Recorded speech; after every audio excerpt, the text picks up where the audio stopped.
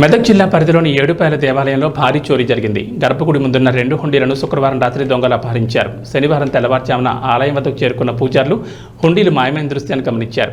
దీంతో పూజారులు పోలీసులకు సమాచారం అందించారు. ఏడుపాయల ఆలయం వద్దకు చేరుకున్న పోలీసులు పరిసర ప్రాంతాలను పరిశీలించగా పాత కళ్యాణ కట్ట వద్ద హుండీలు కనిపించాయి. 2 హుండీలను ధ్వంసం చేసి నగదు విలువైన కానుకలను దొంగలు అపహరించిన ఆనవాళ్లున్నాయి. 10 రోజుల క్రితమే ఆలయంలోని హుండీలను సిబ్బంది లెక్కించారు. ఈ చోరీ ఘటనపై కేసు నమోదు చేసుకున్న పాపన్నపేట పోలీసులు దర్యాప్తు చేపట్టారు. స్థానికంగా ఉన్న సీసీ కెమెరాలను పోలీసులు పరిశీలిస్తున్నారు. ఏడుపాయల గుడిలో వరుస దొంగతనాల పట్ల భక్తులు ఆగ్రహం వ్యక్తం చేస్తున్నారు. పోలీసులు నిఘా ఏర్పాటు చేసి దొంగల ఆట కట్టించాలని వేడుకుంటున్నారు.